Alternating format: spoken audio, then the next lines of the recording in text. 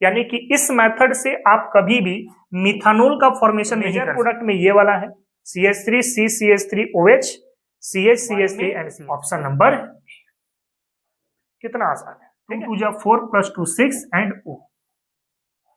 यहाँ हाइड्रोजन नहीं होगा, यहाँ भी हाइड्रोजन नहीं होगा।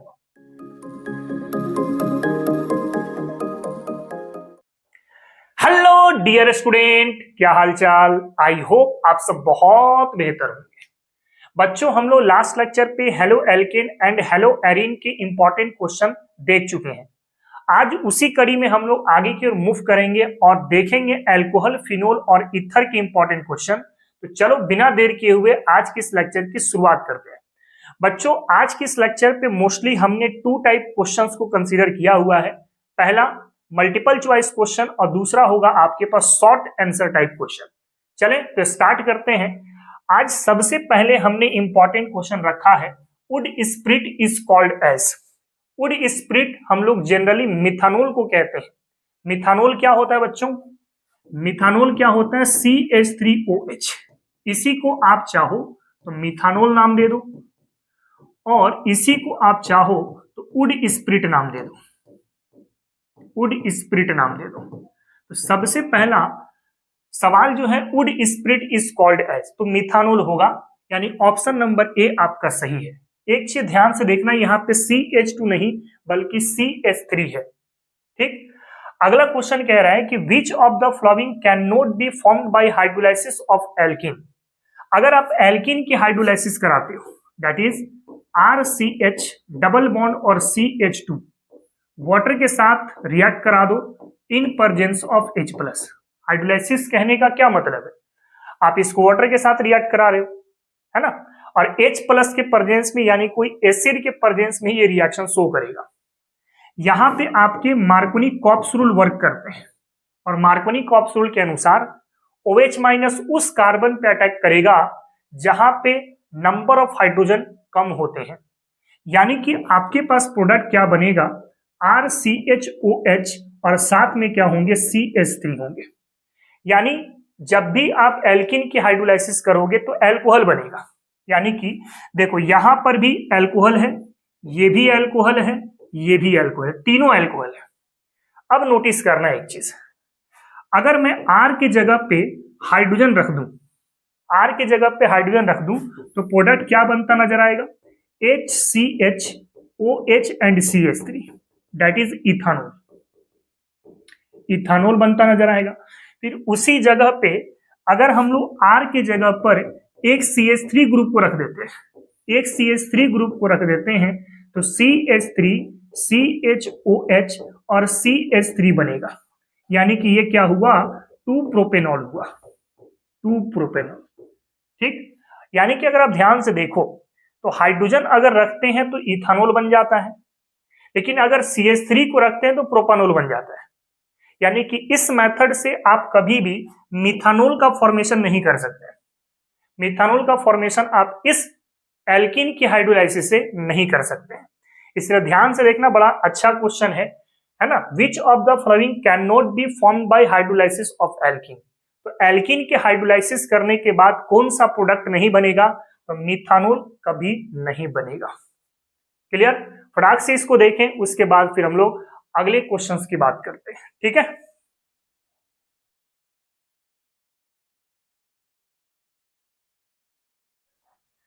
चलो आगे बढ़ते हैं। तो नेक्स्ट है हमारे पास question number 3। Power alcohol is a mixture of. एक बात जरा ध्यान से सुनना, पावर अल्कोहल, पावर अल्कोहल क्या होता है? ये एक प्रकार का मिक्सचर है, मिश्रण है। किस किस का?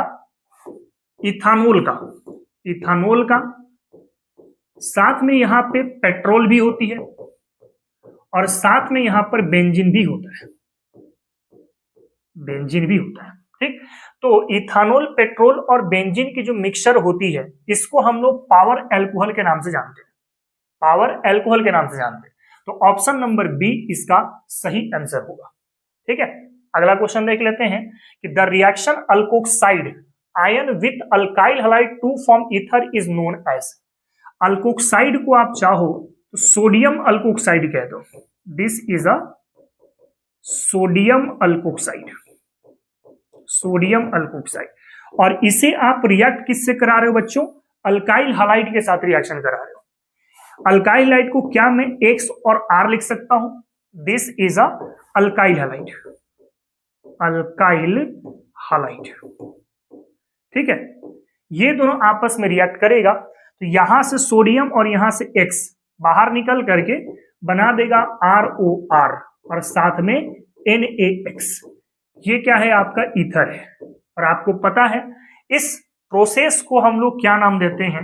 विलियमसन सिंथेसिस नाम देते हैं, विलियमसन सिंथेसिस। विलियमसन सिंथेसिस से ईथर बनाता है, मिक्स वाला भी और सिंपल वाला भी, ठीक है। तो इस स्टेप को नाम क्या देते हैं हम लोग? Williamson synthesis. कर सकते हो? फटाफट देखें, उसके बाद फिर हम लोग आगे की ओर मूव करते हैं।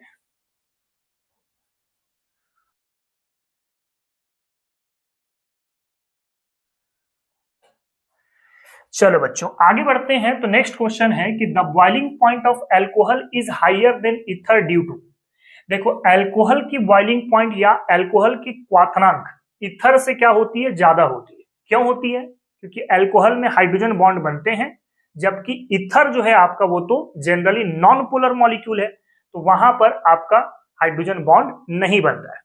तो अल्कोहल में हाइड्रोजन बॉन्डिंग की वजह से इसकी बॉइलिंग पॉइंट ज्यादा होते हैं। हाइड्रोजन बॉन्डिंग कैसे होता है? यहाँ पे जैसे अल्कोहल को मैं दिखा दूं यहाँ पर ROH, दिस इज अल्कोहल।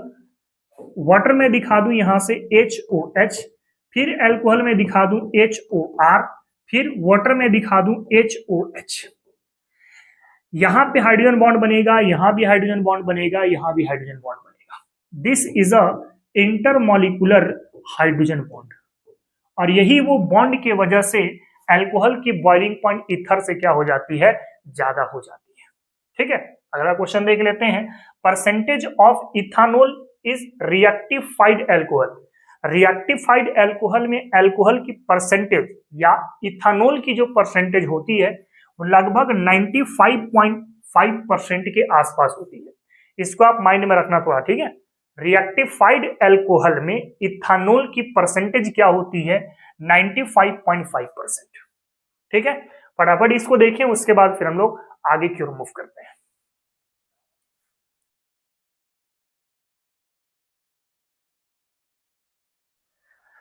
चलो आगे बढ़ते हैं। तो नेक्स्ट है हमारे पास an ester can be prepared by the reaction of. एक एस्टर को प्रतिक्रिया से तैयार किया जा सकता है। आपको पता है एस्टर जब भी आप बनाना चाहते हो तो दो कंपोनेंट्स चाहिए, यहाँ पे दो रिएक्टेंट चाहिए, यहाँ पे दो अभिकारक चाहिए। यहाँ पे एक होगा अल्कोहल और दूसरा होगा कार्बोक्सिलिक एसिड, ठीक है। अगर मैं कार्बोक्सिलिक एसिड की बात करूं तो RC डबल बॉन्ड O और OH, this is a carboxylic acid. और अगर मैं अल्कोहल की बात करूं तो HOR, this is a alcohol. ये आपस में रिएक्ट करेगा इन प्रेजेंस ऑफ एसिड और बेस। अल्कलाइन मीडियम में भी हो सकता है और एसिडिक मीडियम में भी हो सकता है। यहां से आप उठा लो OH और यहां से उठा लो H, क्या निकल जाएगा? देखो वाटर निकल जाएगा। अब इस RO को कार्बन से कनेक्ट कर दो तो बनेगा RC डबल बॉन्ड O और OR। इसी को हम क्या बोलते हैं बच्चों? एस्टर बोलते हैं। यानी एस्टर बनाने के लिए एक तो कार्बोक्सिलिक एसिड चाहिए और दूसरा आपको अल्कोहल चाहिए। देख लो कौन सा ऑप्शन में है, an alcohol and carboxylic acid. Option number D आपका सही होगा। इसके बाद फटाफट अगला क्वेश्चन देखते हैं। विच of the following is tertiary alcohol. Tertiary alcohol क्या है? मतलब OH ग्रुप जिस कार्बन से अटैच है वो कार्बन तीन अलग अलग कार्बन से कनेक्ट होता है, तब उसको हम लोग टर्शियरी अल्कोहल बोलते हैं। तो यहां पे OH जिस कार्बन से अटैच है, ये वाला कार्बन है, ये कार्बन सिर्फ एक कार्बन को टच कर रहा है, दैट मीन्स ये 1 डिग्री या प्राइमरी अल्कोहल हुआ। उसी तरीके से OH जिस कार्बन से अटैच है, ये वाला कार्बन है, ये कार्बन कितने कार्बन को टच कर रहा है? 1, 2 और 1, 3 कार्बन को टच कर रहा है, दैट मीन्स ये 3 कार्बन 3 डिग्री हो गया, यानी कि टर्शियरी अल्कोहल हो गया। यहां पर देखो OH जिस कार्बन से अटैच है, ये वाला कार्बन है, ये कितने कार्बन को टच कर रहा है?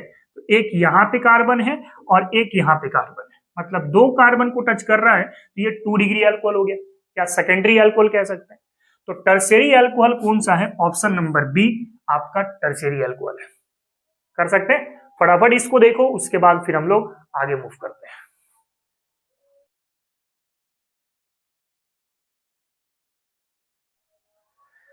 चलो आगे बढ़ते हैं। तो नेक्स्ट क्वेश्चन है, treatment of concentrated HI with ethyl alcohol will gives the product. आपके पास इथाइल ईथर दिया गया है। क्या दिया गया बच्चों? Ethyl ether. Ethyl ether, ethyl ether क्या है? That is CH3 CH2O CH2 and CH3। इसको हम क्या बोलते हैं? इथाइल ईथर बोलते हैं। इसे आप HI के साथ रिएक्शन करा दो, HI के साथ रिएक्शन करा दो कॉन्सेंट्रेटेड के फॉर्म में। तो देखो ये जो लोन पेयर है ये H प्लस के पास चला जाएगा। सिंपल क्या करना, यहां से एक बॉन्ड को ब्रेक कर देना। अब एक के साथ हाइड्रोजन और दूसरे के साथ आयोडीन। तो एक के साथ अगर हाइड्रोजन करते हैं तो मिलेगा CH3 CH2 और OH, और दूसरे के साथ क्या दे देंगे? आयोडीन दे देंगे। तो बन जाएगा यहां पर CH2I और यहां पर होगा CH3 बनेगा ना। एक चीज ध्यान देना, अगर मैं अल्कोहल को फर्दर HI के साथ ट्रीट करा दिया अगेन, तो यहां से OH उठ जाएगा, यहां से H उठ जाएगा, पानी बाहर निकल जाएगा, और आयोडीन को कार्बन से कनेक्ट करके आप अगेन आयोडो इथेन बना सकते हैं। तो जब HI के साथ रिएक्शन कराओगे ना तो अल्कोहल भी बन रहा है और आयोडो एल्केन भी बन रहा है। ठीक है, तो क्या क्या प्रोडक्ट में हो जाएगा? अल्कोहल भी बनेगा एंड C2H5I भी बनेगा। यानी option number C both A and B are correct होगा यहाँ पे। ठीक है, आगे बढ़ते हैं। What is the nature of phenol? आपको एक बात बखूबी पता है कि फिनोल क्या होता है? बेंजीन रिंग में आपका OH ग्रुप लगा होता है, इसी को हम क्या बोलते हैं बच्चों? फिनोल बोलते हैं। फिनोल को जब वाटर में डिसॉल्व कराओगे, वाटर में अगर डिसॉल्व कराओगे तो यहां से ये माइनस हो गया, ये प्लस हो गया, समझ रहे हो? ये हो गया लोन पेयर। H प्लस इस वाटर में चला जाएगा और बना देगा H3O प्लस हाइड्रोनियम आयन, और साथ में क्या रिलीज कर देगा? फेनोक्साइड आयन रिलीज कर देगा। This is a phenoxide ion, phenoxide ion. ठीक है, अब इस फेनोक्साइड आयन में रेजोनेंस होगी, stabilise by resonance, SBR। SBR कहने का मतलब स्टेबलाइज बाय रेजोनेंस होगी ना। देखो लोन पेयर यहां, डबल बॉन्ड यहां, अगेन ये यहां, ये फिर यहां, स्टेबलाइज हो रही है रेजोनेंस से। तो रेजोनेंस स्टेबलाइज होने की वजह से ये एसिडिक नेचर का हो जाता है। और पहली फुर्सत में तो दिख चुका है कि सर कंपाउंड जो H प्लस छोड़ दे सॉल्यूशन में वो तो एसिड वैसे ही हो जाता है। तो फिनोल H प्लस छोड़ चुका है, मतलब इसका नेचर कैसा है? एसिड है। कैसा है? एसिड है। यानी ऑप्शन नंबर सी ये सही होगा। कर सकते हो? फटाफट इसको देखें, उसके बाद हम लोग आगे बढ़ते हैं।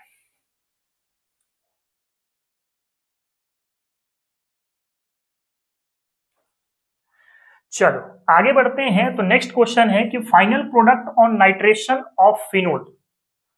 फिनोल आपको पता है बेंजीन रिंग में क्या लगा होगा बच्चों? OH ग्रुप लगा होगा, इसी को हम लोग क्या बोलते हैं? फिनोल बोलते हैं। ठीक है, अब इस फिनोल को नाइट्रेशन करानी है। नाइट्रेशन दो टाइप के हो सकते हैं। ठीक है, नाइट्रेशन एक हो सकता है डाइल्यूट HNO3 के साथ in presence of concentrated sulphuric acid, एक इससे हो सकता है, और दूसरा हो सकता है कॉन्सेंट्रेटेड नाइट्रिक एसिड के साथ in presence of concentrated sulphuric acid. Concentration बोले तो सांद्रता, है ना। एक आपका तनु के फॉर्म में लिया जा सकता है, दूसरा सांद्र के फॉर्म में लिया जा सकता है।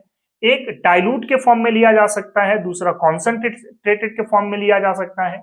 और एक जो केस होगा जिसमें दोनों कॉन्सेंट्रेटेड होंगे, तो एक डाइल्यूट एक कॉन्सेंट्रेटेड रहे, तो वैसे सिचुएशन पे ऑर्थो पैराडाइटिंग ग्रुप होगा, मतलब बनेगा ऑर्थोनाइट्रोफिनोल। This is ऑर्थोनाइट्रोफिनोल। और दूसरा बन जाएगा पारानाइट्रोफिनोल, दूसरा बन जाएगा पारानाइट्रोफिनोल। लेकिन अगर कॉन्सेंट्रेटेड नाइट्रिक एसिड भी हो और कॉन्सेंट्रेटेड सल्फ्यूरिक एसिड भी हो, तो यहां पे 246 सब्स्टिट्यूशन होता है। कौन सा सब्स्टिट्यूशन? 246। मतलब यहां पर भी NO2 होगा, यहां पर भी NO2 होगा और यहां पर भी NO2 होगा। ये कौन सा पोजीशन है बताओ? सेकेंड पोजीशन, ये है फोर्थ पोजीशन, ये है सिक्स पोजीशन। इसका नाम क्या होगा? 2,4,6 ट्राई नाइट्रोफिनॉल।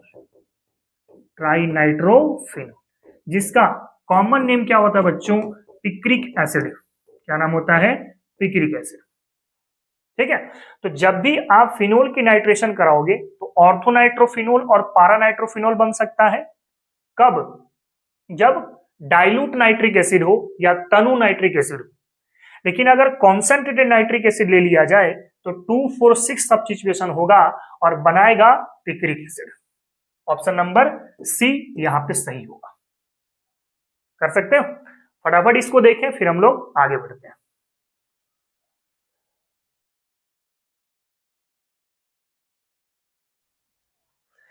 चलो, नेक्स्ट है हमारे पास, which of the following is mixed ether? इनमें से कौन सा मिक्स्ड ईथर है? देखो समझना, R1O R2, अगर R1 और R2 दोनों आइडेंटिकल होता है, दोनों सिमिलर होता है, तो वैसे सिचुएशन पे आप उसको सिंपल ईथर बोलते हो, सिंपल ईथर बोलते हो, या फिर सिमेट्रिकल ईथर बोलते हो, सिमेट्रिकल ईथर बोलते हो।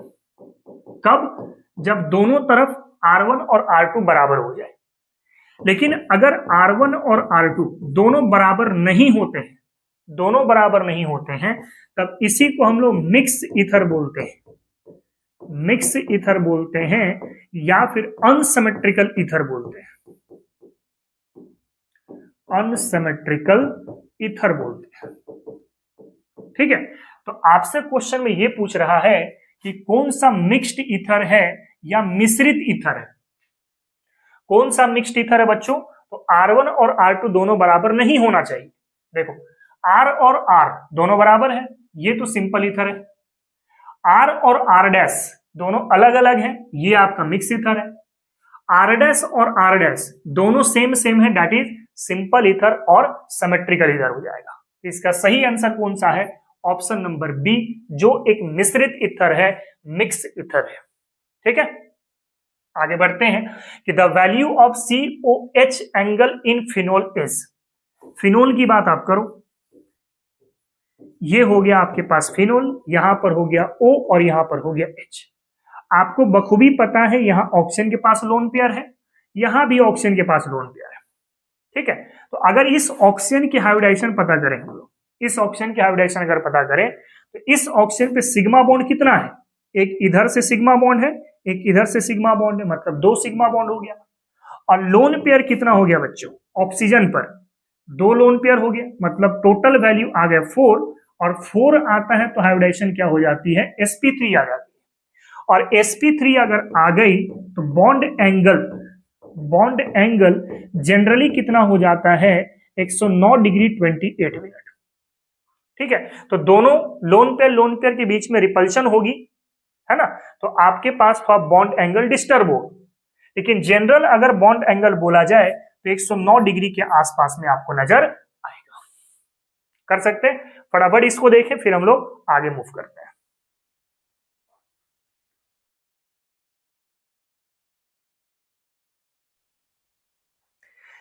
चलो आगे बढ़ते हैं, तो नेक्स्ट क्वेश्चन है कि the following compound is used as. देखो, ये जो कंपाउंड है ना बच्चों, इसको हम एस्प्रिन बोलते हैं। क्या बोलते हैं? एस्प्रिन। और एस्प्रिन जो होता है एक प्रकार का एनाल्जेसिक होता है, एनाल्जेसिक भी होता है, या फिर इसको एंटीपायरेटिक भी बोलते हैं, एंटीपायरेटिक। ठीक है, एनाल्जेसिक मतलब दर्द निवारक गोली या पेन किलर, आप इसको कह सकते हैं। This is a pain killer, pain killer. अब पेन किलर का ही साइंटिफिक नेम क्या होता है? एनाल्जेसिक। और एंटीपायरेटिक मतलब मलेरिया में अगर जो फीवर बढ़ जाता है बहुत ज्यादा, उसको डाउन करने के लिए हम लोग एंटीपायरेटिक ड्रग का इस्तेमाल करते हैं। तो ये एनाल्जेसिक की तरह भी काम करता है और एंटीपायरेटिक ड्रग के जैसा भी काम करता है। एनाल्जेसिक कहने का मतलब पेन किलर या दर्द निवारक गोली। कौन सा ऑप्शन सही है? ऑप्शन नंबर बी आपका सही है। आगे बढ़ते हैं कि the monochlorination of toluene in sunlight followed by hydrolysis with aqueous sodium hydroxide. कह रहा है कि टॉल्यूइन का मोनोक्लोरिनेशन करानी है। टॉल्यूइन क्या होता है? बेंजीन रिंग पर हमारे पास CH3 ग्रुप लगे होते हैं, दिस इज टॉल्यूइन। इसका मोनोक्लोरिनेशन करानी है, मतलब एक बार क्लोरीन के साथ रिएक्शन कराना है in presence of sunlight. Sunlight बोला गया।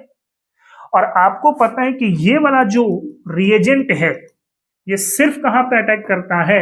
एल्केन वाले पार्ट पे। कहां पे? एल्केन वाले पार्ट पे। आपको पता है ये तो डबल बॉन्ड है, यहां डबल बॉन्ड है, यहां डबल बॉन्ड है, यहां डबल बॉन्ड है, यहां डबल बॉन्ड है, मतलब सब में sp2 हाइब्रिडाइजेशन है। लेकिन अगर आप इस कार्बन की बात करते हैं तो ये क्या है? sp3, यानी यहां पे एल्केन वाला सीन दिख रहा है, तो मोनोक्लोरिनेशन इस कार्बन पर होगी। ठीक है, यानी एक हाइड्रोजन इस कार्बन से हटाएंगे और यहां पे एक क्लोरीन को लगाएंगे। ध्यान से सुनना, क्लोरीन प्लस सनलाइट वहीं पे अटैक करेगा जहां पे sp3 हाइब्रिडाइज कार्बन होगी या एल्केन का प्रकोप होगा वहां पे। ठीक है, वहीं पे। यहां पे sp2 है, sp2 sp2 sp2 sp2 sp2 के साथ कोई मतलब नहीं है इस रिएजेंट के लिए, उसको sp3 से मतलब है। तो sp3 वाला कार्बन ये है, यहां पे मोनोक्लोरिनेशन होगी, एक हाइड्रोजन हटेगा, एक क्लोरीन लगेगा। क्या बनेंगे यहां से? ये हो जाएगा आपके पास CH2 और CH। देखो मोनोक्लोरिनेशन हो चुके हैं, एक क्लोरीन ऐड हो चुका है। एक क्लोरीन ऐड करना उसी को मोनोक्लोरिनेशन कहते हैं। अब क्या करना है कि इसको एक्वस सोडियम हाइड्रोक्साइड के साथ रिएक्शन करा देनी है। करना कुछ नहीं है, Cl भगाएंगे, OH को सटा देंगे। ठीक है ना, Cl को भगाएंगे, OH को सटाएंगे, तो यहां से NaCl बाहर हो जाएगा और आपके पास बन जाएगा CH2 और OH। नाउ आपको पता है इसको हम लोग क्या बोलते हैं? बेंजाइलिक एल्कोहल बोलते हैं। क्या बोलते हैं? Benzylic alcohol. तो कौन सा ऑप्शन सही दिखेगा? ऑप्शन नंबर डी यहां पे सही मिलेगा। कर सकते हो? फटाफट देखें, फिर हम लोग आगे मूव करते हैं।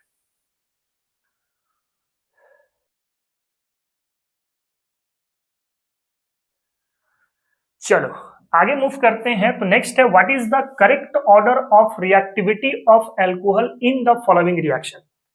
आपके पास जो ये अभिक्रिया दिया गया है, इस अभिक्रिया में करेक्ट रिएक्टिविटी का ऑर्डर क्या होगा, यही आपको पता करना है। सबसे पहली चीज को देखो, HCl और ZnCl2।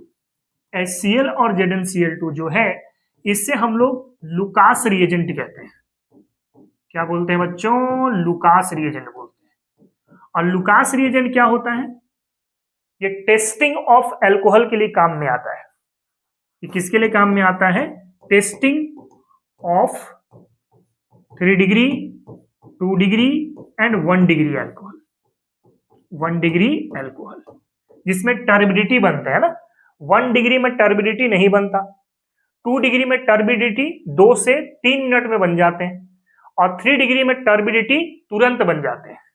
ठीक है, तो इसमें रिएक्टिविटी ऑर्डर क्या मिलेगी? रिएक्टिविटी ऑर्डर, टर्बिडिटी तुरंत कहां बनता है? 3 डिग्री वाले में।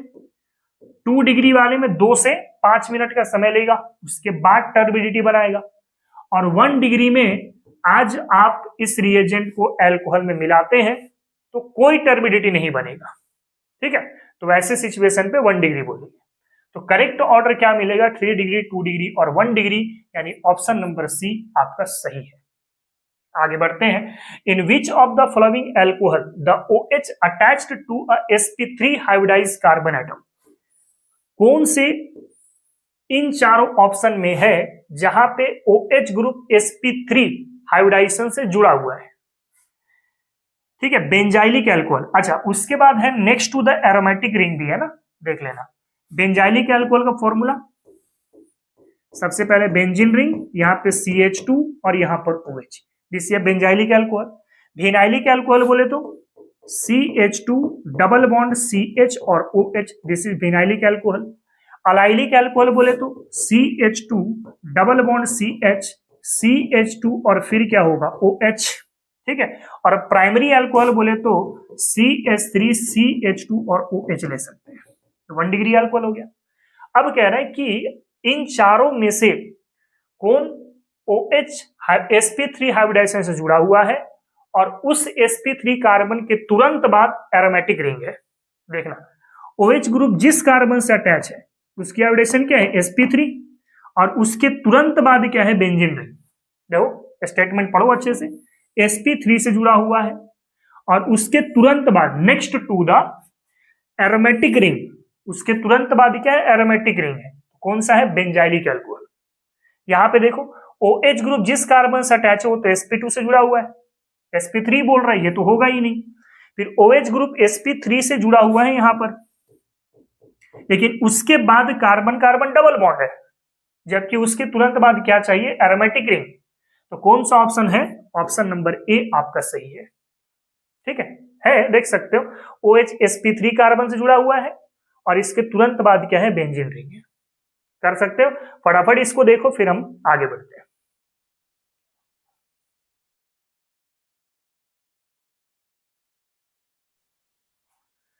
चला जाए, आगे बढ़ते हैं। तो नेक्स्ट है, विच of the following is a tertiary allylic alcohol. पहले अलाइलिक क्या होता है, अलाइलिक क्या होता है, OH group, OH group attached with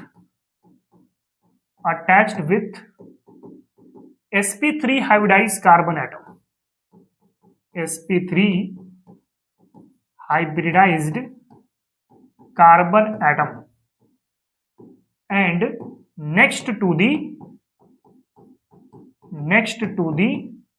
carbon carbon double bond. इसी को हम लोग क्या बोलते हैं बच्चों, अलाइलिक अल्कोहल बोलते हैं, या फिर अलाइल का पार्ट बोलते हैं। अलाइलिक अल्कोहल लिख दो क्योंकि OH से मेंशन किए हुआ है ना। तो देखिए जरा, यहां पे OH जिस कार्बन से अटैच है उसकी हाइब्रिडेशन क्या है, sp3 है, लेकिन इस कार्बन के तुरंत बाद कार्बन कार्बन डबल बॉन्ड नहीं है, ये अलाइलिक नहीं है। आगे बढ़ो, OH ग्रुप जिस कार्बन से अटैच है ये वाला कार्बन है, हाइब्रिडेशन क्या मिल गया, sp3, और इसके तुरंत बाद कार्बन कार्बन डबल बॉन्ड नहीं है बल्कि कार्बन कार्बन सिंगल बॉन्ड, आप देख सकते हैं इसके तुरंत बाद कार्बन कार्बन सिंगल बॉन्ड है, मतलब ये भी अलाइलिक नहीं है। आगे बढ़ो, यहां पे तो OH ग्रुप ही नहीं है, ये तो सोचना ही नहीं है आपका। यहां पे आ जाओ, OH जिस कार्बन से अटैच है ये वाला कार्बन है, ठीक है, sp3 से कनेक्ट है ये, और इसके तुरंत बाद क्या है, कार्बन कार्बन डबल बॉन्ड, ये अलाइलिक है आपका, अलाइलिक है। अब ये अलाइलिक है तो कितना डिग्री वाला है, OH जिस कार्बन से अटैच है ये वाला कार्बन था ना, तो 1 कार्बन 2 कार्बन 3 कार्बन मतलब 3 डिग्री वाला है, 3 डिग्री अलाइलिक अल्कोहल।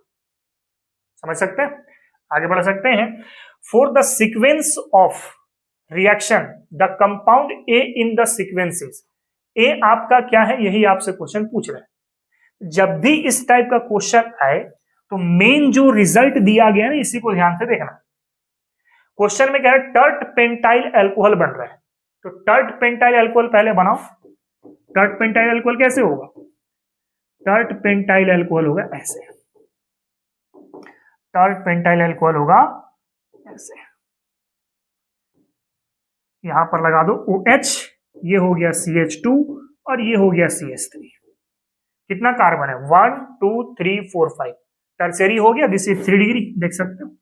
इसी को हम क्या बोल रहे हैं, टर्ट पेंटाइल अल्कोहल। तो ध्यान से अगर एक चीज को देखोगे तो ये जो कार्बन है वो 3 डिग्री वाला है, और आपको A ढूंढना है, A क्या होगा। तो सबसे पहली बात तो यही है कि आपके पास ग्रिग्नार्ड रिएजेंट दिया हुआ है, तो ग्रिग्नार्ड रिएजेंट से कौन सा कार्बोनाइल की रिएक्शन होगी कि 3 डिग्री अल्कोहल बनेगा, क्या बनेगा, 3 डिग्री अल्कोहल। तो रिएक्शन होगी कीटोन से, किससे होगी, कीटोन से, कीटोन से करेंगे तभी जाकर के आपका 3 डिग्री बनेगा। अब चेक कर लेते हैं, अगर हम लोग इसको C2H5 MgI के साथ रिएक्शन कराते हैं तो आपको कॉन्सेप्ट मालूम है कि ये वाला पार्ट कार्बन से लगता है और MgI ऑक्सीजन से लगता है, क्या बनेगा, CH3 C H2 और CH3 और यहां पर हो गया OMgI, OMgI होगा। हाँ भाई, इसी C2H5 को ही मैंने तोड़ के लिख दिया है, CH2 और CH3, ठीक है, और बाकी MgI को ऑप्शन से लगा दिया। नाउ इसमें अगर आप H2O और H प्लस लगाते हो, ये बन जाएगा, देखो कितना कार्बन हो गया, 1 2 3 4 5, this is a tertiary pentyl alcohol, ऐसे बन जाएगा। तो ए क्या है आपके पास, एसीटोन है, that is option number C आपका सही है। कर सकते हो, देखें उसके बाद फिर हम लोग आगे मूव करते हैं।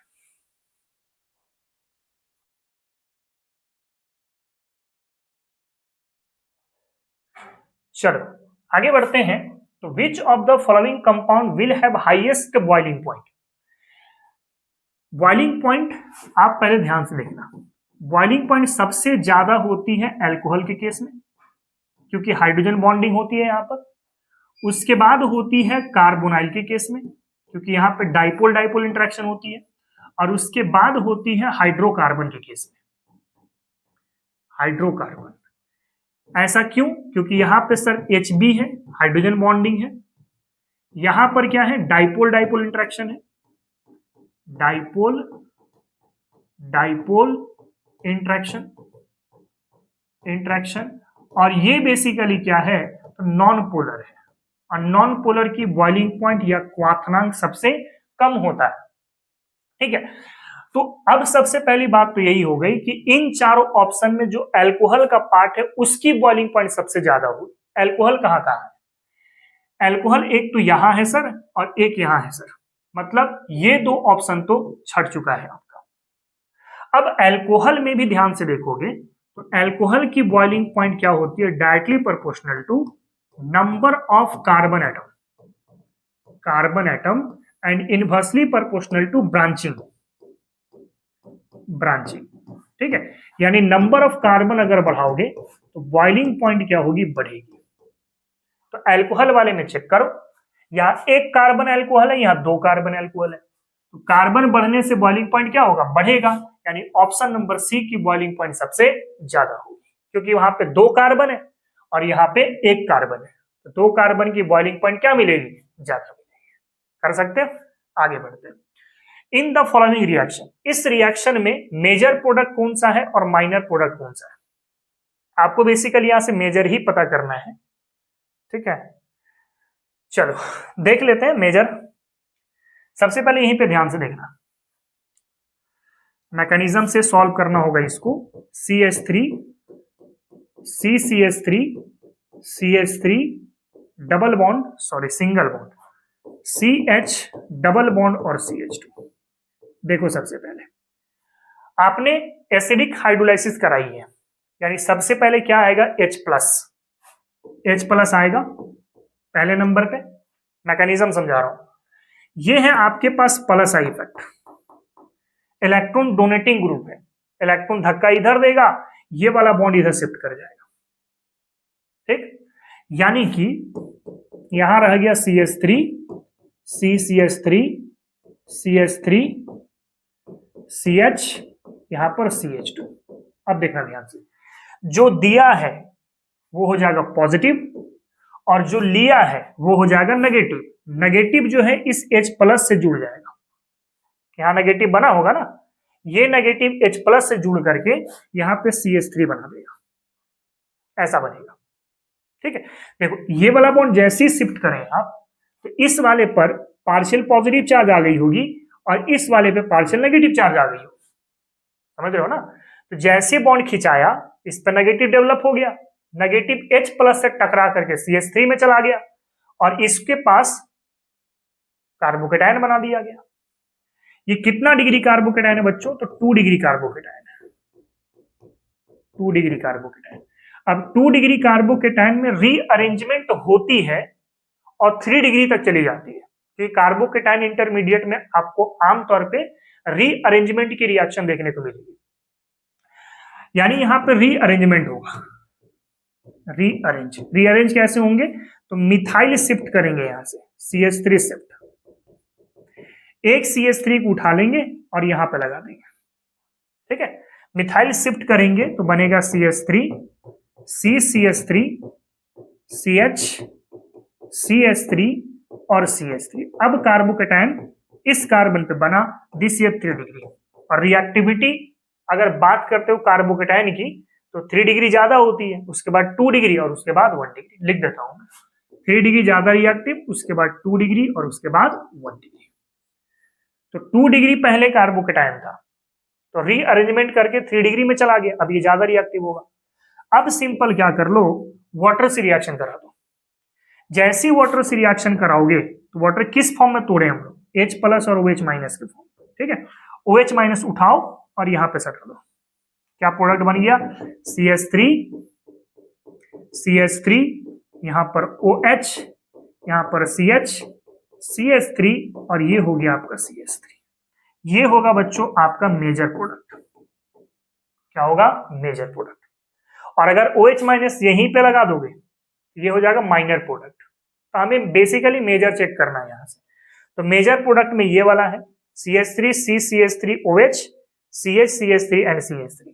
ऑप्शन नंबर बी आपका सही होगा। मैंने प्रॉपर मैकेनिज्म करके बता दिया कि कौन सा ऑप्शन सही होने वाला है। ठीक है, फटाफट इसको देखें फिर हम लोग आगे मूव करते हैं।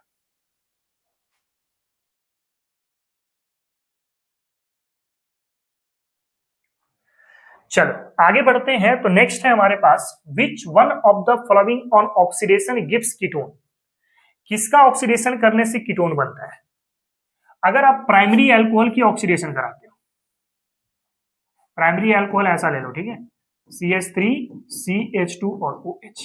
1 डिग्री अल्कोहल की ऑक्सीडेशन कराते हो by KMnO4 in acidic medium. Potassium dichromate से भी करा सकते हैं, दिक्कत नहीं है। तो यहां पे बनता है aldehyde CH3 CHO, this is aldehyde. ठीक है, सेकेंडरी अल्कोहल अगर आप लेते हो, कोई भी सेकेंडरी अल्कोहल का एग्जांपल ले लो, CH3 CH OH and CH3। अगर इसकी ऑक्सीडेशन कराते हो KMnO4 से इन एसिडिक मीडियम, तो यहां पर क्या होगा, ये हाइड्रोजन सोचना बंद कर दो, ये हाइड्रोजन सोचना बंद कर दो, दोनों हाइड्रोजन सोचना बंद कर दो, तो बन जाएगा यहां से CH3 C double bond O और CH3 क्या बन चुका है, कीटोन बन चुका है। अच्छा, एक इंपॉर्टेंट पॉइंट, KMnO4 एक पावरफुल ऑक्सीडाइजिंग एजेंट है, तो इस अल्डिहाइड को फिर से ऑक्सीडाइज कर देगा और कार्बोजेलिक में शिफ्ट कर देगा CH3 C डबल OH। लेकिन यहां पर फर्दर कोई भी ऑक्सीडेशन नहीं होगी। क्यों नहीं होगी, ध्यान से देखना। देखो OH ग्रुप जिस कार्बन से अटैच है, ये वाला कार्बन है, इसमें कितना हाइड्रोजन है, 2, तो 2 बार ऑक्सीडेशन होगा, एक बार में अल्डिहाइड और दूसरी बार में एसिड। ठीक है, फिर देखो यहां पे OH जिस कार्बन से अटैच है, ये वाला कार्बन है, इस कार्बन में कितना हाइड्रोजन है, एक बार ऑक्सीडेशन होगा, दूसरी बार ऑक्सीडेशन नहीं होगी। लेकिन अगर टर्शियरी अल्कोहल लेते हो, टर्शियरी अल्कोहल लेते हो, टर्शियरी अल्कोहल अगर लेते हो ये वाला, अब इसका ऑक्सीडेशन कराते हो KMnO4 in presence of H plus, potassium dichromate भी आप ले सकते हैं। ठीक है, तो देखो इस कार्बन पे कोई हाइड्रोजन नहीं है, तो कोई हाइड्रोजन नहीं है तो यहां पे कोई भी ऑक्सीडेशन नहीं। तो सेकेंडरी अल्कोहल की ऑक्सीडेशन करने से क्या बनती है, कीटोन बनती है। आगे बढ़ते हैं। What is formed when a primary alcohol undergoes catalytic dehydrogenation. Primary alcohol है ना, प्राइमरी अल्कोहल कोई एग्जांपल ले लो, जैसे CH3 CH2 और OH, this is a primary alcohol, primary alcohol. अब इसका कॉपर डिहाइड्रोजनेशन रिएक्शन कराते हैं, कॉपर के साथ रिएक्शन कराओ इन 300 डिग्री सेल्सियस। तो आपको पता है सिंपल, ये दोनों हाइड्रोजन सोचना बंद कर दो, ये ट्रिक बताया हूं मैं। दोनों हाइड्रोजन सोचना बंद कर देंगे, डायरेक्ट बन जाएगा CH3 और CHO, this is a aldehyde. तो प्राइमरी अल्कोहल से अगर कॉपर रिएक्ट करता है तो अल्डिहाइड बनता है। क्या बनता है, अल्डिहाइड, यानी ऑप्शन नंबर ए सही है। ठीक है, फटाफट देखें, उसके बाद फिर हम आगे मूव करते हैं।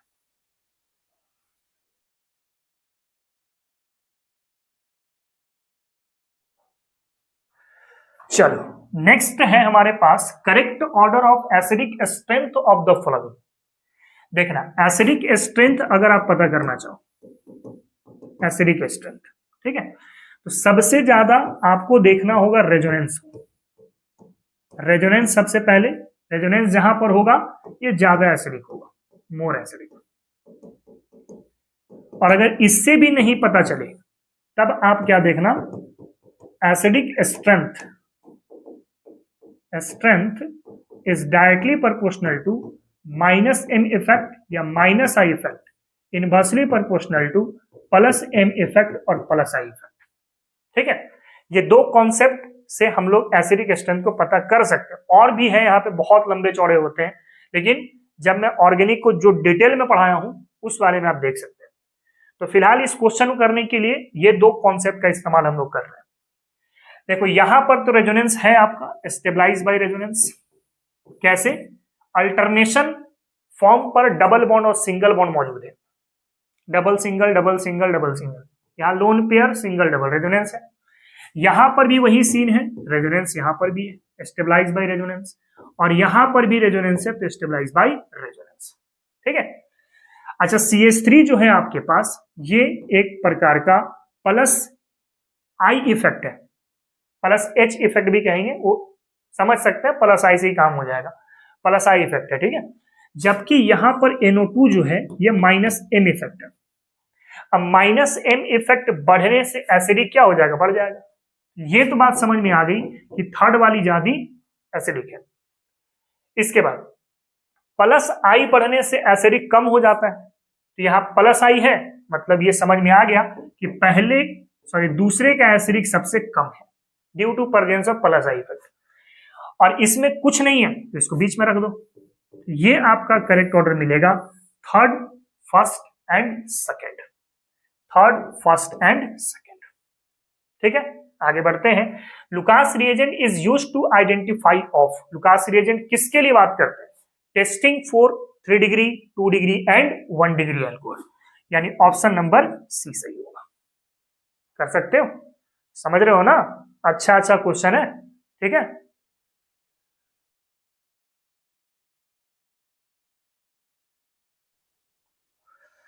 चलो आगे बढ़ते हैं। तो नेक्स्ट क्वेश्चन है कि the compound which react faster with Lucas reagent. अभी जस्ट मैंने बताया है लुकास रिएजेंट क्या होता है, mixture of concentrated HCl plus anhydrous ZnCl2, ये होता है।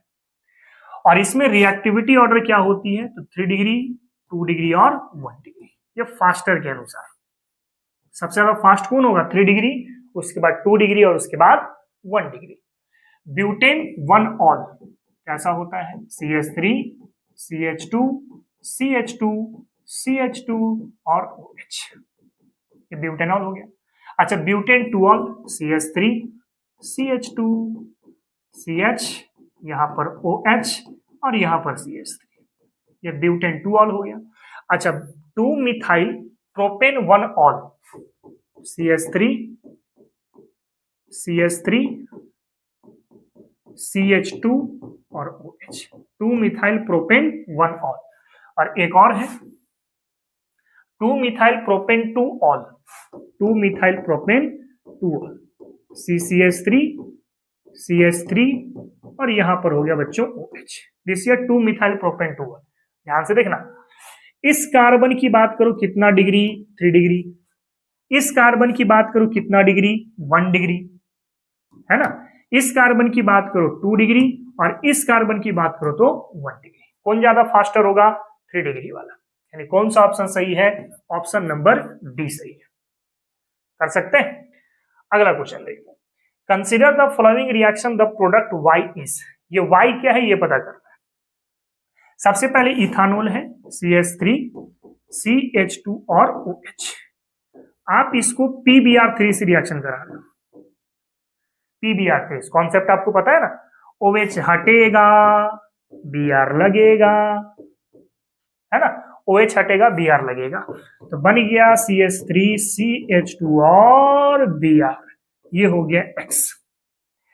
इसके बाद अल्कोहलिक के OH से रिएक्शन करानी है, अल्कोहलिक के OH से। कौन सा reaction, dehydro halogenation reaction, halogenation reaction, ठीक है। डिहाइड्रोहैलोजिनेशन रिएक्शन में अल्फा और बीटा के बीच में क्या बनता है, डबल बॉन्ड। अल्फा बीटा में क्या बनेगा, डबल बॉन्ड बनेगा, CH2 double bond CH2, this is now. इसको एसिडिक हाइड्रोलाइसिस कराया गया है, H2O के साथ रिएक्शन कराए हैं इन प्रेजेंस ऑफ H+, क्या बनता है, अरे बोल भी दो, अल्कोहल। क्या बनता है, अल्कोहल। तो ये होगा CH3 CH2 और OH। तो कौन सा ऑप्शन सही है, Y में ऑप्शन नंबर। कितना आसान है, ठीक है। देखें इसको,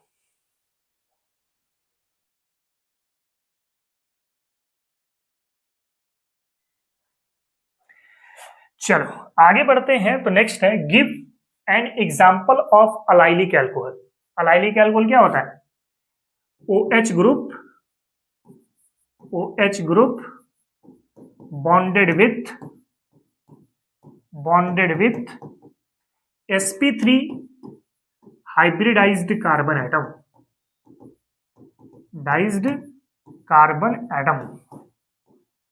and next to the carbon double bond, carbon double bond, ठीक है। तो आप पहले ले लो OH जिस कार्बन से अटैच है उसकी हाइब्रिडेशन क्या हो, sp3 हो, और इसके तुरंत बाद कार्बन डबल बॉन्ड हो, carbon double bond. This is a allylic alcohol,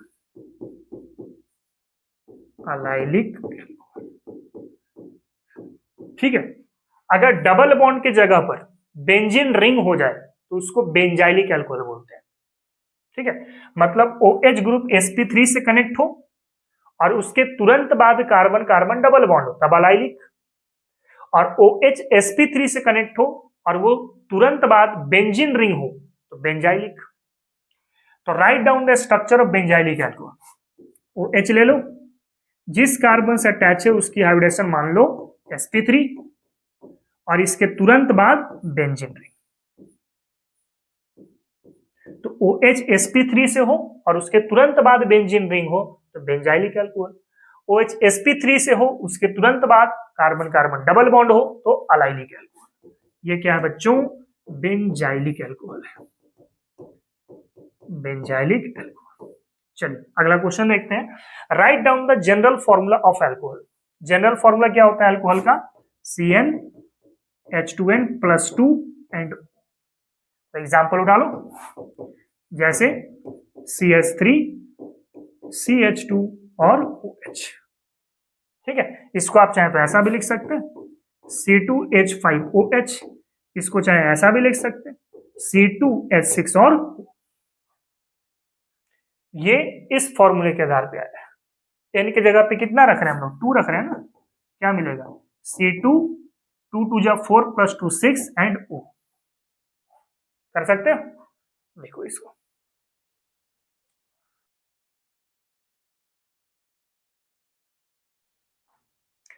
चलो आगे बढ़ते हैं। तो नेक्स्ट है name 2 alcohol of industrial importance.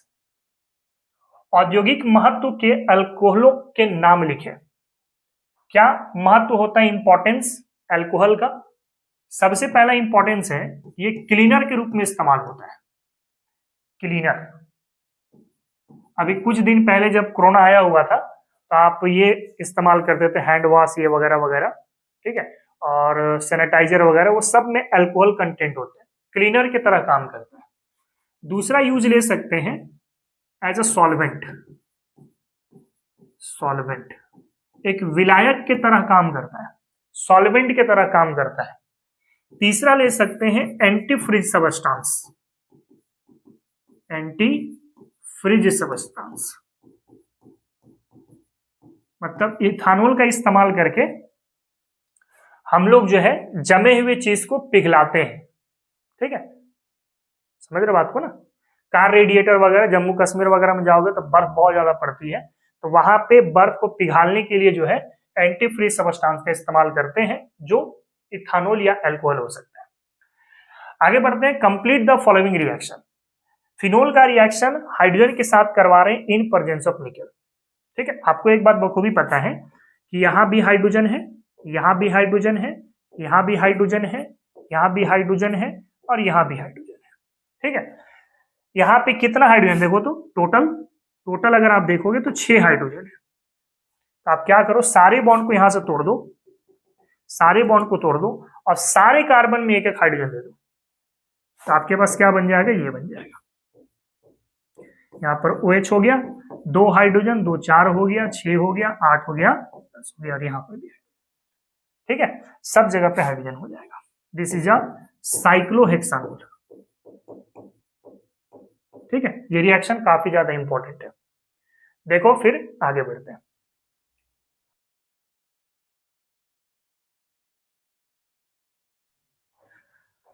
चलो मूव करें आगे।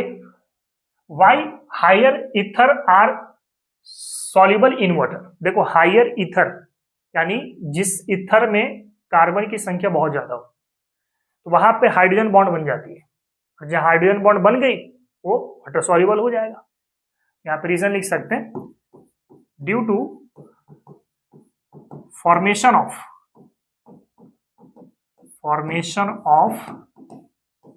Intermolecular hydrogen bond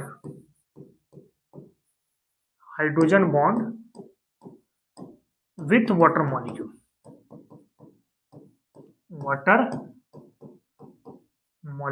hence higher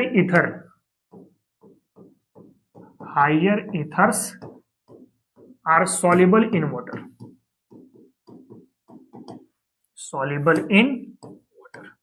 तो हाइड्रोजन बॉन्ड बनने की वजह से हायर ईथर, लोअर कार्बन की ईथर नहीं, बहुत ज्यादा कार्बन वाली ईथर जो होते हैं वो वाटर में सॉल्युबल हो जाते हैं due to formation of intermolecular hydrogen bond. ठीक है, आगे बढ़ते हैं। Arrange the following compounds in the increasing order of acidic strength, phenol, ethanol and orthonitrophenol. Phenol क्या है, ये है आपका फिनोल।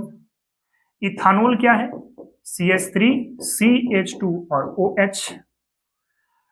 और थर्ड क्या है, ऑर्थोनाइट्रोफिनोल।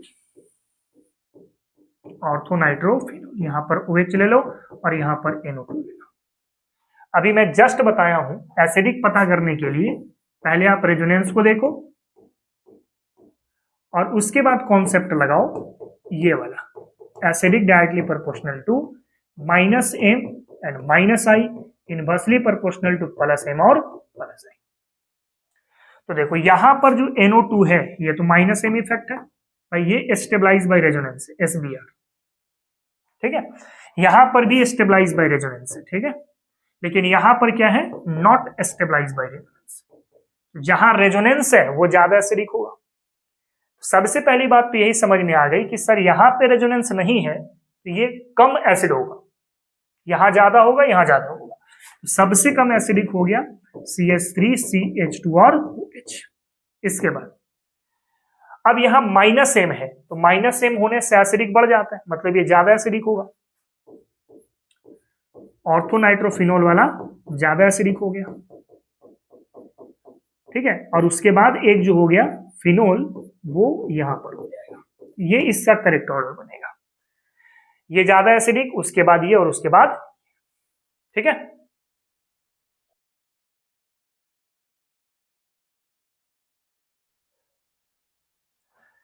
चलो अब आगे बढ़ते हैं। तो नेक्स्ट क्वेश्चन है कि what is the dehydration order of primary, secondary and tertiary alcohol. Dehydration कैसे कराते हैं,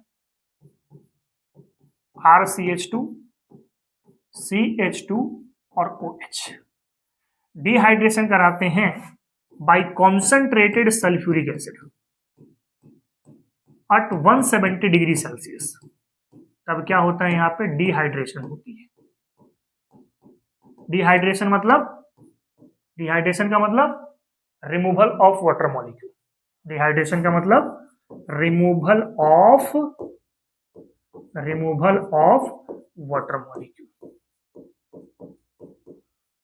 ठीक है, तो डिहाइड्रेशन होगा तो अल्फा हो गया ये और बीटा हो गया ये।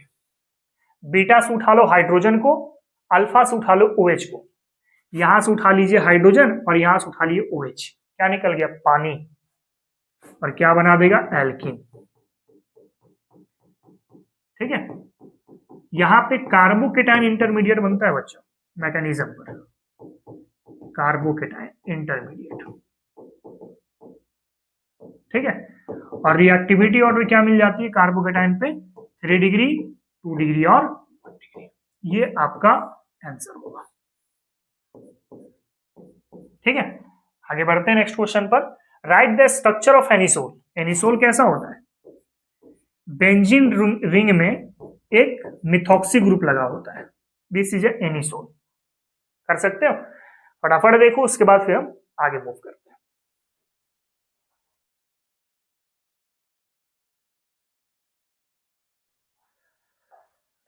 चलो आगे बढ़ते हैं। तो नेक्स्ट है complete the following reaction.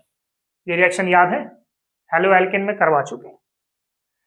Alcohol का SOCl2 से रिएक्शन होगा, OH कन्वर्ट हो जाएगा आपका Cl में। ठीक है, क्या बनेंगे? CH3, CH2 और Cl। बाई प्रोडक्ट क्या बनेगा? एक SO2 गैस और एक बनेगा HCl गैस। ठीक है, आगे बढ़ते हैं कि how many alcoholic group are present in glycerol. Glycerol का formula CH2OH, CHOH and CH2OH। बताओ कितना अल्कोहलिक ग्रुप है? यहाँ पे 3 ग्रुप है, एक यहां पर है, एक यहां पर है, एक यहां पर है। तो टोटल कितना हो गया? Total alcoholic group, alcoholic group कितना हो गया बच्चों? 3 हो गया। कर सकते हो? बहुत आसान क्वेश्चन है, फटाफट देखो, उसके बाद आगे मूव करते हैं।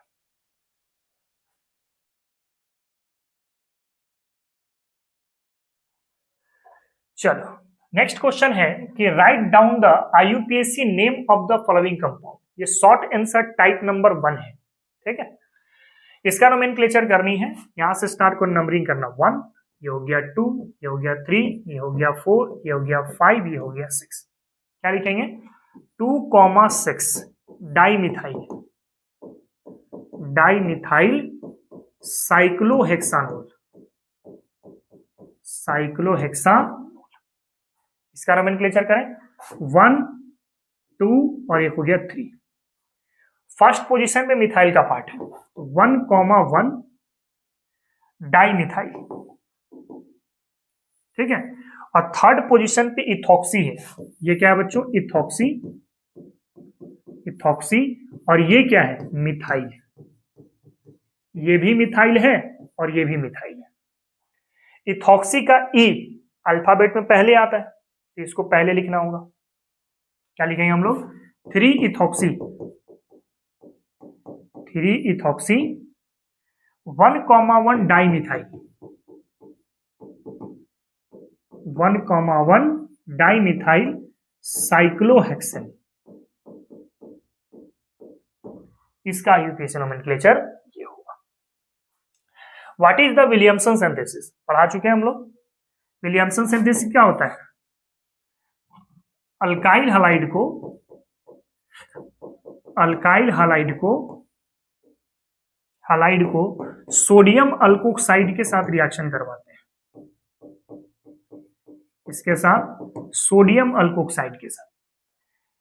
ठीक है, SN2 रिएक्शन को फॉलो करता है और बना देता है यहां पे ईथर और साथ में NaX। स्टेटमेंट कैसे लिखोगे? When alkyl halide is reacting with sodium alkoxide, then ether produce with the help of SN2 mechanism। ठीक है, रिएक्शन दे दो एक। अल्काइल हलाइड बोले तो RCl ले लो, सोडियम अल्कोक्साइड बोले तो NaOR ले लो। ठीक है, SN2 मैकेनिज्म फॉलो करना है। यहां पर करना कुछ नहीं है, यहां से Na और यहां से Cl भगा दो, बन जाएगा यहां पे ROR और साथ में NaCl। ठीक है, अब यहां पे कॉन्सेप्ट ये है कि इसको मान लो R1 और इसको मान लो R2, ठीक है।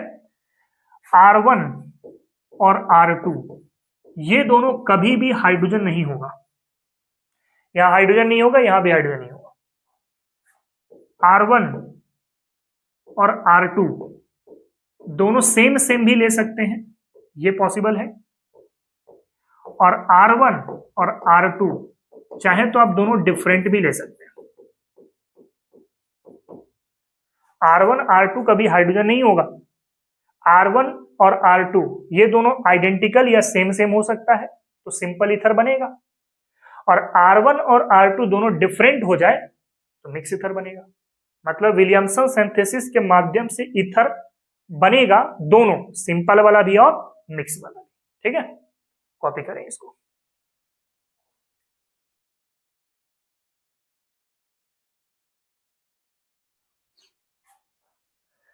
चलो आगे बढ़ते हैं। तो नेक्स्ट है हमारे पास, write down the chemical formula of A and B. A and B, यहां पर एक्चुअली ए है और यहां पर एक्चुअली में ए और बी को देखना है, ठीक है। इथाइल ब्रोमाइड को एक्वस के OH से रिएक्शन कराते हो।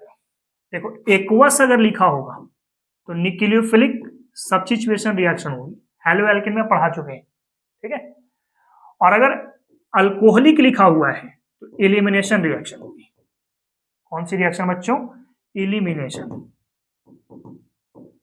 Elimination reaction. वो भी कौन सा एलिमिनेशन? तो बीटा एलिमिनेशन, बीटा से आपका हाइड्रोजन वगैरह हटेगा। तो न्यूक्लियोफिलिक सब्स्टिट्यूशन रिएक्शन करेंगे, करना कुछ नहीं है, इसमें Br को रिप्लेस कर देंगे OH से, कहानी खत्म हो जाएगा। Br हटाएंगे, OH हटाएंगे, क्या बनेगा? CH3 CH2 और OH, और साथ में क्या बाहर निकलेगा? KBr बाहर निकलेगा। उल्टा पुल्टा कर देना, इसको भिड़ा देना इसके साथ, इसको भिड़ा देना इसके साथ, ठीक है। इसको भिड़ा देना इस कार्बन से, इसको भिड़ा देना इस Br से। लेकिन जैसी बीटा एलिमिनेशन होगी, अल्कोहलिक KOH लिया जाएगा तो अल्फा और बीटा के बीच में क्या बन जाएगा? डबल बॉन्ड बन जाएगा by the help of dehydrohalogenation reaction, ठीक है ना। तो यहां पर बच्चों डीहाइड्रोहेलोजिनेशन रिएक्शन होगी, हाइड्रोहेलोजिनेशन रिएक्शन ये होगी। क्या बन जाएगा? CH2 डबल बॉन्ड और CH2, साथ साथ क्या निकलेगा? K और Br, KBr, और बीटा से जो हाइड्रोजन हटा OH से सटा H2O निकल जाएगा यहां से। यानी यहां पे बन रहा है एल्कीन और यहां पे बन रहा है alcohol. Right down the resonating structure of phenoxide ion. Phenoxide ion की अनुनादी संरचना लिखना है, यानी रेजोनेटिंग स्ट्रक्चर लिखनी है। फेनोक्साइड आयन कैसा होता है? यहां पर O-, यहां पे लोन पेयर, यहां पे लोन पेयर। रेजोनेंस कैसे कराते हो? नेगेटिव को शिफ्ट करो, यहां पे डबल बॉन्ड चला जाएगा यहां पर। रिजल्ट क्या बना? ये डबल बॉन्ड छेड़छाड़ नहीं है, एज इट इज रहेगा। ये डबल बॉन्ड छेड़छाड़ नहीं है, एज इट इज रहेगा, ठीक है। ये नेगेटिव चार्ज सिंगल बॉन्ड पर आया है तो यहां डबल हो जाएगा। ये डबल बॉन्ड इस कार्बन पर गया है तो नेगेटिव हो जाएगा, यहां पर होगा लोन पेयर। आगे बढ़ा सकते हैं। इस लोन पेयर नेगेटिव चार्ज को इस बॉन्ड पे शिफ्ट करो, डबल बॉन्ड नेक्स्ट वाले कार्बन पे आएगा। क्या रिजल्ट बना? पहले तो बेंजीन रिंग हो गया। ये डबल बॉन्ड छेड़छाड़ नहीं हुआ है, इसको छोड़ दो ऐसे ही। ये डबल बॉन्ड छेड़छाड़ नहीं हुआ है, इसको छोड़ दो ऐसे ही। ये नेगेटिव चार्ज लोन पेयर इस सिंगल बॉन्ड पर आया है तो यहां डबल बॉन्ड कर दो। ये डबल बॉन्ड इस कार्बन पर आया है तो यहां नेगेटिव चार्ज कर दो और लोन पेयर कर दो। अब आगे बढ़ाओ, इसको यहां पे शिफ्ट करेंगे, डबल बॉन्ड इस कार्बन पर आएगा। क्या रिजल्ट बनाएगा? पहले तो हो गया बच्चों रिंग, ये हो गया रिंग। ये double bond as it is, ये double bond as it is. ये नेगेटिव चार्ज इस सिंगल बॉन्ड पर गया है तो डबल हो गया। ये डबल बॉन्ड इस कार्बन पर आया है तो नेगेटिव के साथ लोन पेयर हो गया, ठीक है। अब इसको यहां पे शिफ्ट करो, डबल बॉन्ड को ऑप्शन पर लेके जाओ। तो रिजल्ट हो गया ऐसा। This is a resonating structure of phenoxide ion, अनुनादी संरचना ऑफ फेनोक्साइड आयन। ठीक है, देखें इसको।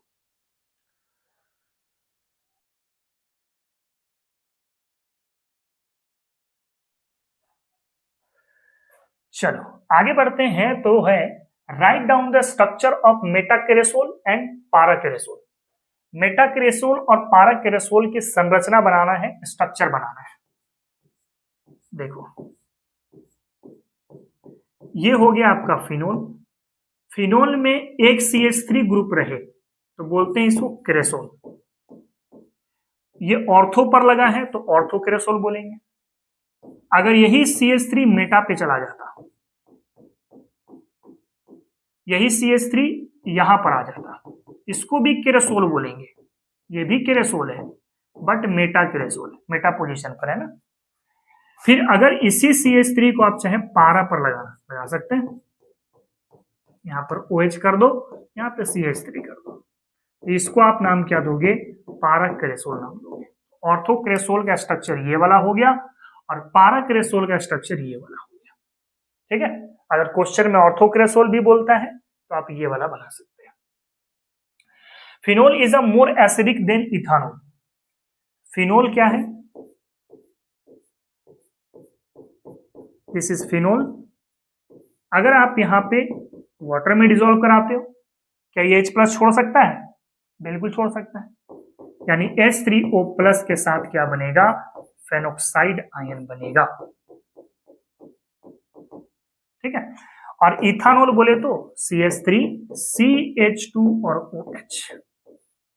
इसमें अगर आप पानी डालते हो तो यहां से भी H+ निकल सकता है, मतलब H3O+ यहां भी बन जाएगा और CH3 CH2OH यहां O- बन जाएगा। Sorry, this is alkoxide ion and this is phenoxide ion. ये अल्कोक्साइड होगा, ये बच्चों फेनोक्साइड होगा। अच्छा, अगर आप ध्यान से एक चीज को देखो तो फेनोक्साइड आयन में रेजोनेंस होता है। अभी मैंने जस्ट रेजोनेंस बना के दिखा दिया यहां पे, देख रहे हो ना। तो फेनोक्साइड आयन में बच्चों रेजोनेंस होता है, और जहां रेजोनेंस होता है वो ज्यादा एसिडिक मानी जाएगी। ठीक है, तो यहां पे लिख सकते हैं phenol form phenoxide ion and it is stabilized by resonance, hence phenol is more acidic than alcohol। ये अल्कोहल से क्या होगा, ज्यादा एसिडिक होगा। कर सकते हो, कॉपी करें इसको।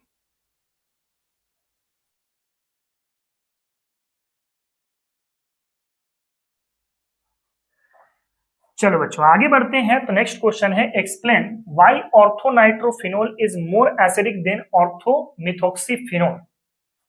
ऑर्थोनाइट्रोफिनोल क्या है, यहां पर OH, यहां पर N डबल बॉन्ड O और यहां पर O। This is a ऑर्थोनाइट्रोफिनोल।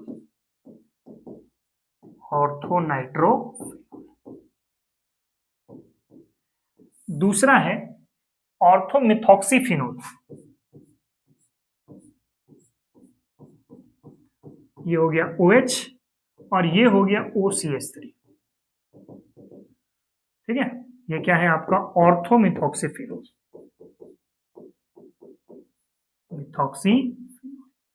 अब इनमें ज्यादा एसिडिक कैसे पता करोगे, सबसे पहली बात तो ये है कि यहां पर भी रेजोनेंस है, स्टेबलाइज बाय रेजोनेंस, और यहां पर भी रेजोनेंस है, स्टेबलाइज बाय रेजोनेंस, दोनों में रेजोनेंस है।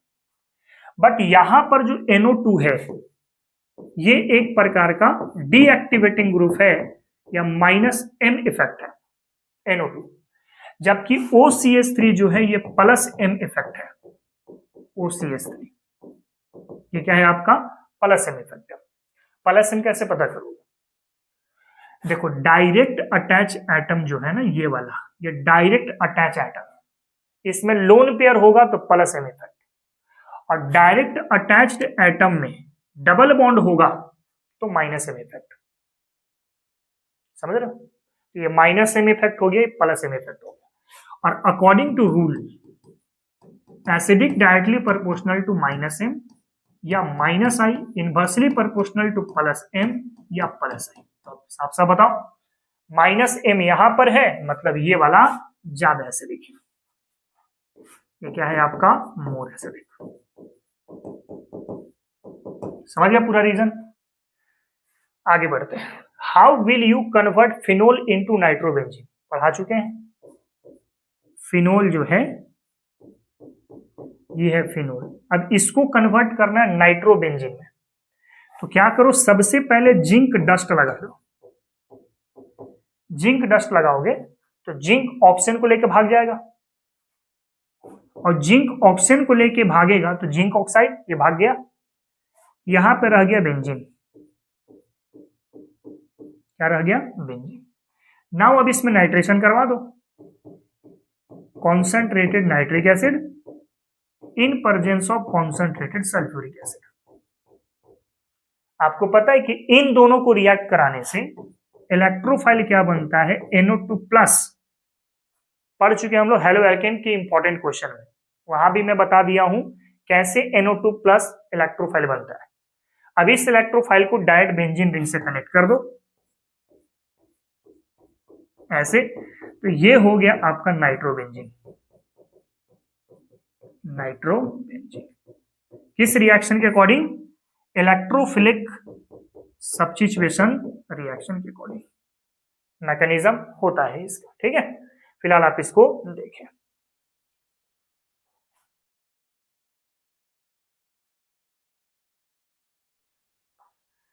चलो आगे बढ़ते हैं। तो नेक्स्ट है, what happen when phenol is heated with mixture of concentrated nitric acid and concentrated sulphuric acid. ये आज ही हम लोग डिस्कस किए, मतलब ये जो क्वेश्चन है वो पहले भी था आज के लेक्चर में। ठीक है, हाँ ये है फिनोल। फिनोल को आप क्या करो, कॉन्सेंट्रेटेड नाइट्रिक एसिड से रिएक्शन कराओ in presence of concentrated sulphuric acid. Electrophile क्या बनेगा? NO2+। कॉन्सेंट्रेटेड लिए है ना नाइट्रिक एसिड को, तो 2,4,6 सब्स्टिट्यूशन होगा यहाँ पे, 2,4,6 सब्स्टिट्यूशन क्या बना देगा? ये फिनोल हो गया, यहां पर एक NO2 ग्रुप हो गए, यहाँ पे सेकेंड NO2 ग्रुप हो गया, और यहाँ पे थर्ड NO2 ग्रुप हो गया, ये जिसको आप क्या बोलते हो? पिक्रिक एसिड बोलते हो। और इसी का दूसरा नाम क्या है? 2,4,6 ट्राइनाइट्रोफिनोल। ट्राइनाइट्रोफिनोल। ठीक है, नेक्स्ट है, write down the structure of the following. इसका स्ट्रक्चर क्या है? एनिसोल बता चुके हैं ना, बेंजीन रिंग में मिथॉक्सी का पार्ट होगा, दिस इज एनोसिल। उसके बाद डाई आइसोप्रोपाइल ईथर, ईथर का फंक्शनल ग्रुप ये हो गया। आइसोप्रोपाइल, आइसोप्रोपाइल क्या होता है? CH, CH3 and CH3, this is isopropyl. तो एक लगा दो आइसोप्रोपाइल इधर, एक आइसोप्रोपाइल इधर, और दूसरा आइसोप्रोपाइल इधर, this is a di isopropyl ether and this is a anisole. ठीक है,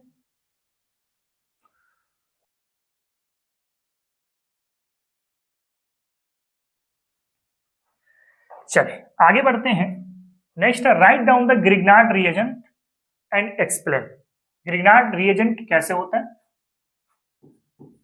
अल्काइल हलाइड को मैग्नीशियम के साथ रिएक्ट कराते हैं in presence of dry ether. Concept आपको याद होगा, मैग्नीशियम उठाना है और R और X के बीच में रखना है। ट्रिक आपको मैं बता रखा हूं, तो क्या बनेगा? R Mg और X, इसी को क्या बोलते हैं बच्चों? ग्रिग्नार्ड रिएजेंट बोलते हैं, ग्रिग्नार्ड रिएजेंट। एग्जाम्पल देख सकते हैं।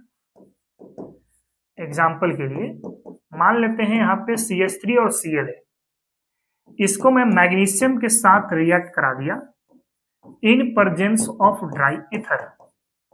कॉन्सेप्ट आपको मालूम है, मैग्नीशियम उठाएंगे, कार्बन Cl के बीच में बैठाएंगे, क्या बना देंगे, CH3 Mg और Cl। नाम क्या होगा, मिथाइल मैग्नीशियम क्लोराइड।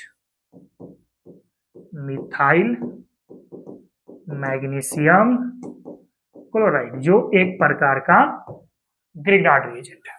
स्टेटमेंट कैसे लिख सकते हैं, when alkyl halide is treating with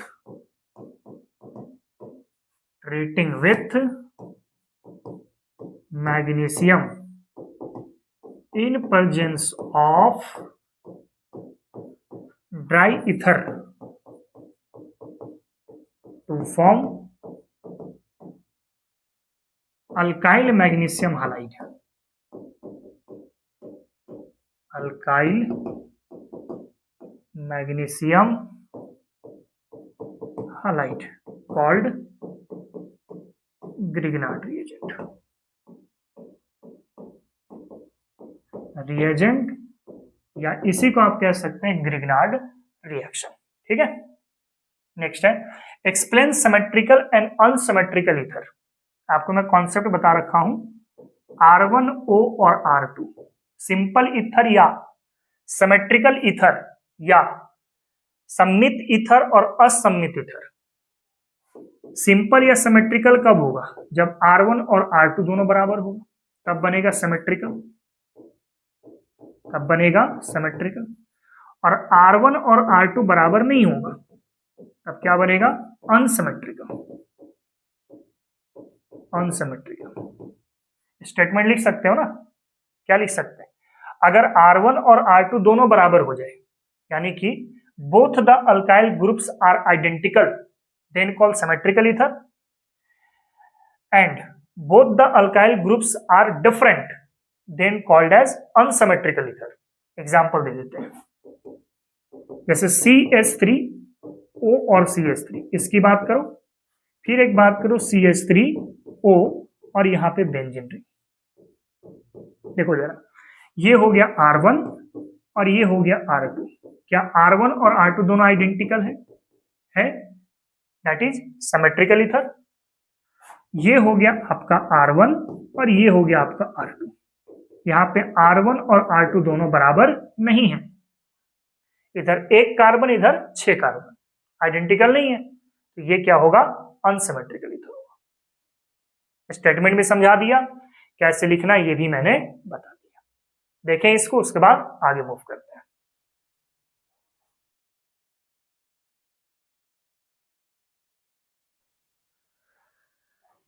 चलो बच्चों आगे बढ़ते हैं। तो नेक्स्ट है कि right down the one example of each of monohydric and dihydric alcohol.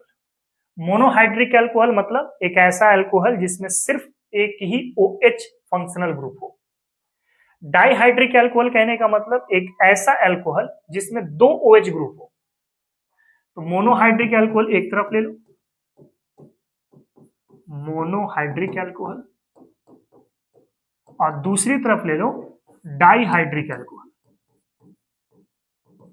Dihydric alcohol, monohydric alcohol का एग्जांपल उठाओ, जैसे CH3 CH2OH, इथानोल हो गया ये, इथानोल। ठीक है, फिर आप ले सकते हैं ये भी मोनोहाइड्रिक एल्कोहल है। ये क्या है, ये है आपके पास 2 प्रोपेनॉल, ये एक ही OH ग्रुप है तो मोनोहाइड्रिक एल्कोहल। डाइहाइड्रिक का एग्जांपल ले सकते हैं CH2OH एंड CH2OH, इसका नाम क्या है, इथिलीन ग्लाइकोल, इथिलीन ग्लाइकोल। ठीक है, तो ये मोनोहाइड्रिक एल्कोहल का एग्जांपल हो गया, ये डाइहाइड्रिक एल्कोहल का एग्जांपल हो गया। आगे बढ़ लो, write down 2 method for preparation of ether. सबसे पहला मेथड ले सकते हैं हम लोग, reaction of alkyl halide with dry Ag2O, dry silver oxide ले सकते हो। रिएक्शन कैसे होगी, RX पर रिएक्ट करवा दो ड्राई Ag2O के साथ, क्या बनेगा ROR और साथ में AgX, ऐसे बना सकते हैं। दूसरा ले सकते हैं हम लोग डिहाइड्रेशन,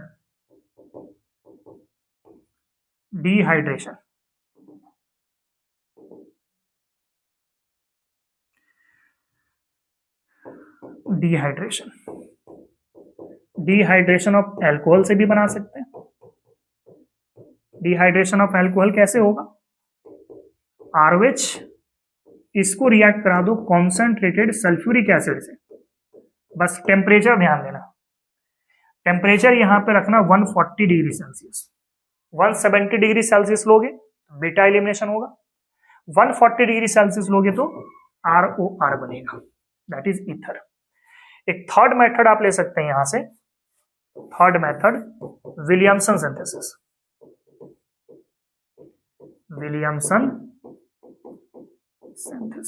पढ़ा चुके हैं ना, आज 2 मरतबा समझाया हो विलियमसन सिंथेसिस को। कैसे होगा, RX को रिएक्ट कराना है NaOR के साथ, सोडियम अल्कोक्साइड के साथ, क्या बनेगा ROR के साथ NaCl, NaX, ठीक है। तो इन 3 मेथड का इस्तेमाल करके आप ईथर बना सकते हैं। पहला अल्काइल हाइड से, ड्राई Ag2O से, दूसरा डिहाइड्रेशन ऑफ अल्कोहल से, और तीसरा विलियमसन सिंथेसिस से। लेकिन इन तीनों में सबसे बेस्ट तरीका है विलियमसन सिंथेसिस, क्योंकि इससे सिंपल ईथर भी बनाया जा सकता है, मिक्स ईथर भी बनाया जा सकता है, लेकिन इससे बनेगा सिंपल ईथर, इससे भी बनेगा सिंपल ईथर, ठीक है।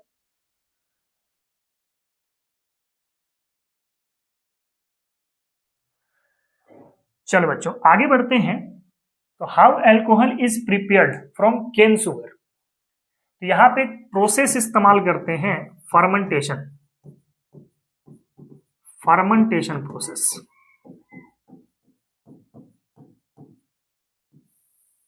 ठीक है। अब केन शुगर से आप कैसे बनाओगे, केन शुगर क्या होता है बच्चों, this is a C12 H22 और O11, दिस इज शुगर, आप इसको शुगर भी कह सकते हो, सुक्रोज भी कह सकते हो, दोनों कह सकते हो, ठीक है।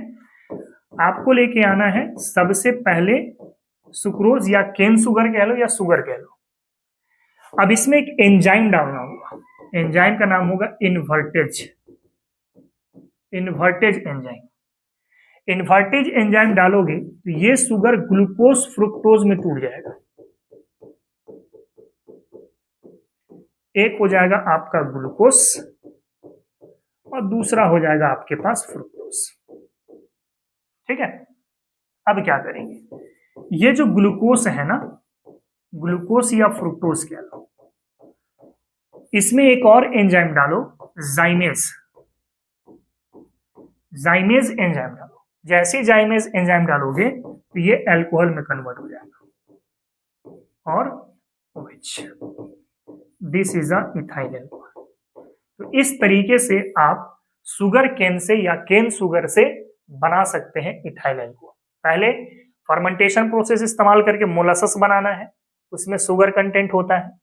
अब शुगर कंटेंट को इन्वर्टेज एंजाइम में या इन्वर्टेज एंजाइम को शुगर में डाल देना है तो ग्लूकोज फ्रुक्टोज बन जाएगा।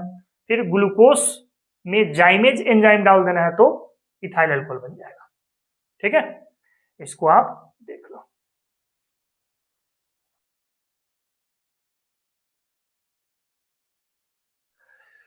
चलो बच्चों, तो आज जो है हम लोग मल्टीपल चॉइस क्वेश्चन को कवर किए, शॉर्ट आंसर क्वेश्चन को हम लोग कवर किए और साथ में शॉर्ट आंसर टाइप 1 क्वेश्चंस को कवर किए। नेक्स्ट लेक्चर पे हम लोग शॉर्ट आंसर टाइप 2 क्वेश्चंस के बारे में देखेंगे और साथ साथ लॉन्ग आंसर टाइप क्वेश्चन को देखेंगे। फिलहाल आज के लेक्चर को हम लोग यहीं पे समाप्त करते हैं और मिलते हैं फिर नेक्स्ट लेक्चर पर एक नए जोश के साथ, नई उमंग के साथ। आज के लिए इतना ही। जय हिंद, जय भारत और जय विज्ञान। बच्चों अगर आपको लेक्चर पसंद आया है तो मेरे इस लेक्चर को लाइक करें, चैनल को सब्सक्राइब करें और इसे अपने फ्रेंड तक तो जरूर से शेयर करें ताकि उन्हें भी इसका फायदा मिल सके। तो फटाफट इसको देखना, मिलते हैं फिर हम लोग नेक्स्ट लेक्चर पर। फिलहाल के लिए